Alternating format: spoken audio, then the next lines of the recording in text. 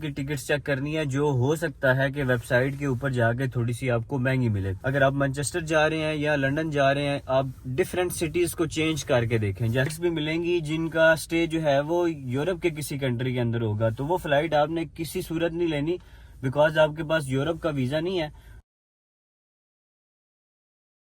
जी, इस्लामाबाद का Gary service, जहाँ पे इस टाइम मैं जो है वो बैठा हूँ, क्योंकि हमारे बहुत सारे स्टूडेंट्स जो है वो यहाँ पे आज उनकी अपॉइंटमेंट है। बहुत सारे स्टूडेंट्स हमारे जो है वो अल्हम्दुलिल्लाह उनके वीज़ाज आ गए हैं, और बहुत सारे ऐसे स्टूडेंट्स हैं जिनके अनकरीब जो है वो वीज़ा आ जाएंगे। अभी नेक्स्ट जो तरीक़ाकार है, नेक्स्ट जो मुश्किल है स्टूडेंट्स के लिए, वो है फ़्लाइट्स की, कि यार फ़्लाइट्स कैसे मिलेंगी और सस्ती फ़्लाइट्स।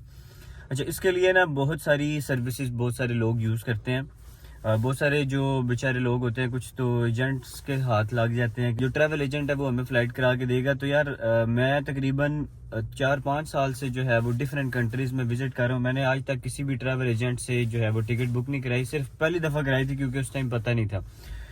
तो आपको भी मेरा मशवरा ये है कि आप खुद चेक करें, क्योंकि आप खुद बड़ी आसानी से जो है वो टिकट बुक करा सकते हैं। तरीकाकार क्या है, बहुत सारी वेबसाइट्स हैं।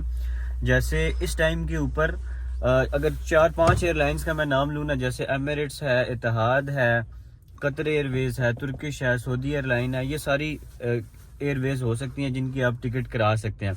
इनकी अपनी वेबसाइट्स भी हैं, इनकी अपनी वेबसाइट पे जाके भी आप चेक कर सकते हैं। और बहुत सारे लोग जो रास्ते में जाते हुए उम्रा वगैरह करना चाहते हैं, तो वो सऊदी एयरलाइन का इस्तेमाल कर सकते हैं। उम्रे का वीज़ा ले लें, सऊदी एयरलाइन का ट्रांजिट वहाँ पे कर लें, कोई 36 घंटे का या इससे ज़्यादा, जितना भी आप वहाँ पे रहना चाहें उतना टाइम लेके आप जो है वो वहाँ पे उम्रा करके आगे जा सकते हैं, जिसके कोई ख़ास इतने ज़्यादा पैसे भी नहीं लगते। अब आपने इनकी वेबसाइट के ऊपर जाके इनकी टिकट्स चेक करनी है, जो हो सकता है कि वेबसाइट के ऊपर जाके थोड़ी सी आपको महंगी मिले।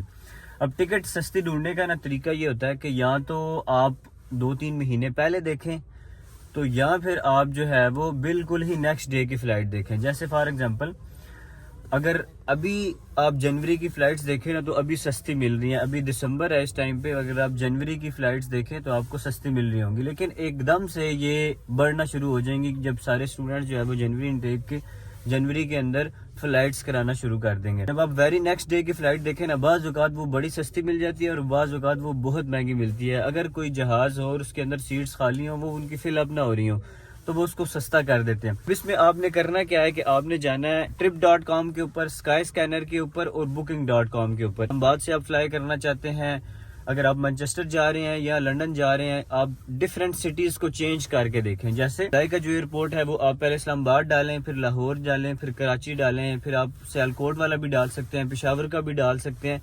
ये डाल के आप यूके के भी डिफरेंट आप एयरपोर्ट्स चेक करें। जैसे आप मैनचेस्टर चेक करें, आप लंदन चेक करें, या आप न्यू कैसल चेक कर सकते हैं, बर्मिंघम चेक कर सकते हैं। जिसकी फ्लाइट आपको सस्ती मिल रही हो, आपने वो फ्लाइट जो है वो करा लेनी। इसमें मोस्ट ऑफ द टाइम जो मसला पेश आता है किसी स्टूडेंट को, वो ये आता है कि यार ट्रांजिट जो है वो दुबई के अंदर है, क्योंकि इतनी भी फ्लाइट्स मैंने आपको बताई हैं इनका ट्रांजिट होगा, किसी का दुबई में होगा, किसी का सऊदीया में होगा, किसी का तुर्की में होगा, कतर में होगा, या डिफरेंट जगहों पे होगा। जो वहाँ पे आपका जो स्टे है, अगर किसी का स्टे 8-10 घंटे से ज्यादा है, जैसे आप फ्लाइट वाले बचा रहे हैं ना, उतने उससे ज्यादा पैसे आपके जो है वो वहाँ पे स्टे पे लग जाएंगे। आप वहाँ पे कुछ खाए पियेंगे, पानी लेके पियेंगे, और वो पैसे आपके उससे ज्यादा ही हो सकते लग जाएंगे। या तो ये है कि आपने स्टे ले लिया और खाना आप जो है वो घर से लेके गए हैं, यानी आपका जो हैंड कैरी है उसके अंदर आपने जो है वो बिरयानी या कुछ भी इस तरह फ्रूट्स वगैरह रखे हुए थे और वही आपने खाए हैं।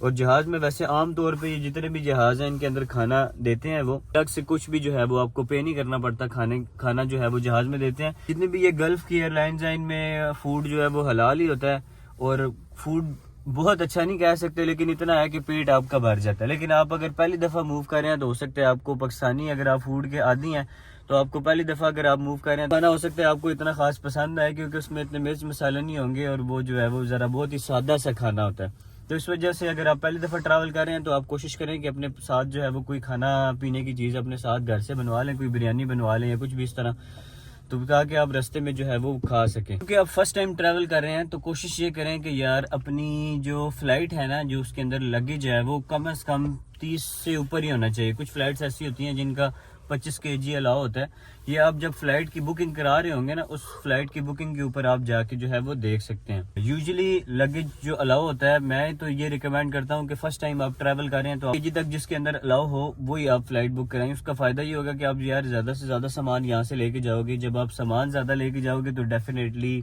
आपका वहां पे जाते साथ खर्चा नहीं होगा। आप सारा सामान, बर्तन शर्तन, इस तरह की चीजें सारी अगर यहाँ से ही ले गए हो तो फिर डेफिनेटली वहां जाके आपका जो है वो उस तरह एकदम से आपको चीजें बाय नहीं करनी पड़ेंगी।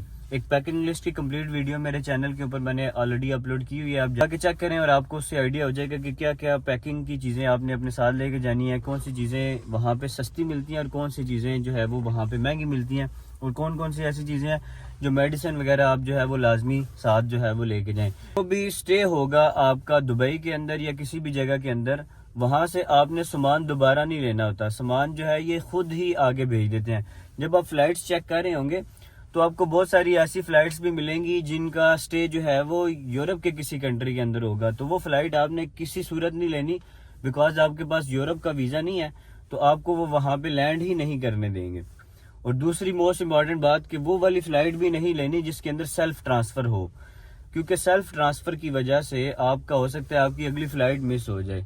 तो ये जितनी भी गल्फ की जो एयरलाइंस हैं इनके अंदर यूजुअली सेल्फ ट्रांसफर नहीं होता। आपको यहीं से ही आपने सामान देना है और आगे जाके आपने मैनचेस्टर या लंदन में जाके आपने रिसीव करना है। बीच में आपने कुछ भी जो है वो सेल्फ ट्रांसफर नहीं करना। अगर आप दुबई वगैरह का बीच में ट्रांजिट वीज़ा लेना चाहते हैं तो उसके ऊपर भी मैंने कंप्लीट एक वीडियो बनाई हुई है कि आप कैसे ट्रांजिट वीज़ा ले सकते हैं।